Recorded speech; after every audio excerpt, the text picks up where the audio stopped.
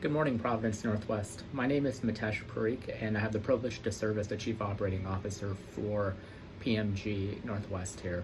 Today's February 1st. Welcome to the first day of a new month. So I have a handful of updates that I'm going to share with you all today to kick us off. I've got a handful of COVID updates and news that I want to share with you all.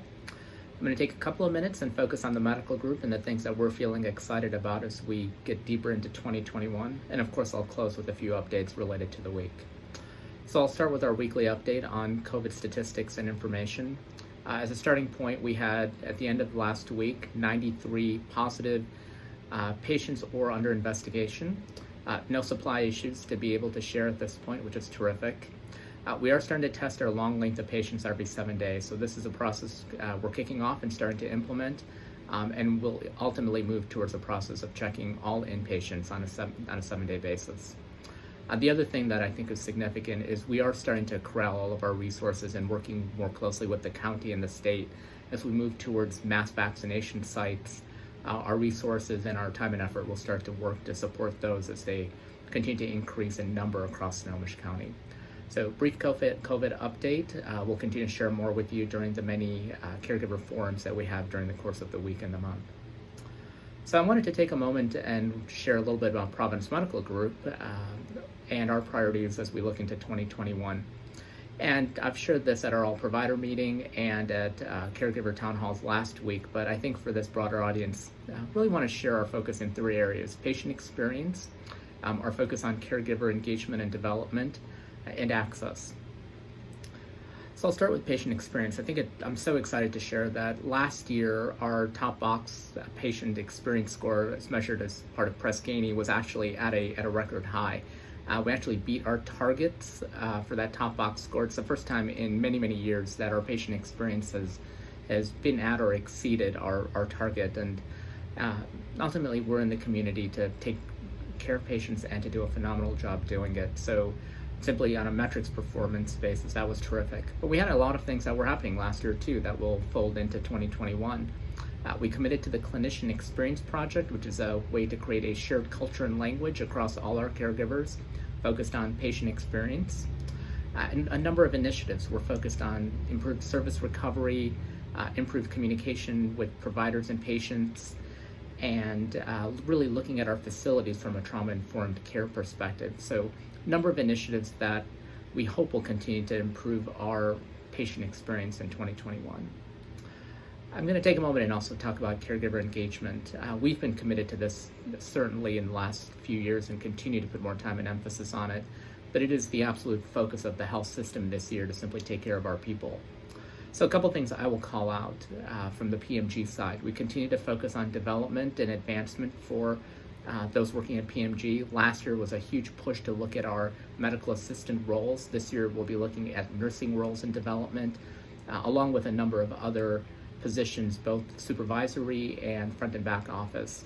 It's an evolving process as we look at every role in the medical group and to ensure that we have some level of advancement and development and teaching and training in those roles.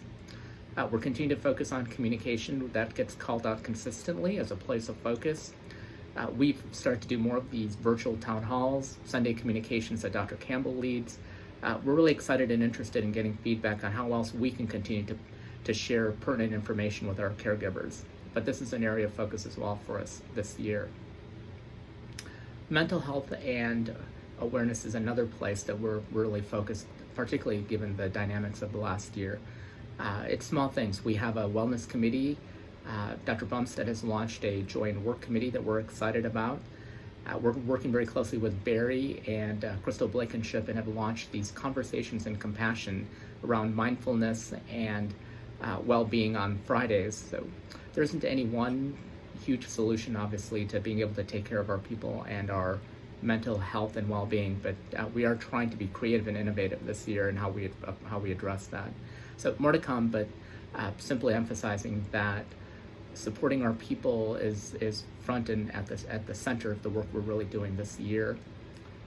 Then the last thing I wanted to call out is simply access, and again, that ties back to how well we're able to take care of our patients. A couple of things we will continue to focus on this year. Telemedicine was a huge success for us last year. We went from 0 to ending the year at almost 22,000 telemedicine visits it's just giving our patients another way to tie into us to get the care they need in a safe way at home or apart from our clinics. So this year we'll continue to push on telemedicine strategy and telemedicine adoption in our clinics and continue to provide it as an easy access point for our patients. The second point I would focus on is primary care. This is sort of the inlet to care and into Providence and health systems. And we have continued to make advancements in Marysville. We're looking at all of our sites and where we can continue to do more primary care in the community. It's simply the first point of contact and taking care of our community and patients, and we have an opportunity to simply do more, be more available, be more geographically dispersed, and we'll continue to push and look at where we can do more primary care in the community. So 3 areas of focus. There's obviously many things we're focused on in terms of taking care of people, patients, but those tie into the 2 or 3 things that felt worthwhile in sharing with you all today. So as I end my time with you, a couple of updates for the week. This is, of course, Black History Month and American Heart Month. We know that at least on the first, only 3.5% of our caregivers are of Black or African descent, and it's a journey around the DEI work that we're doing. So simply just awareness and efforts to better educate each and every one of us is important.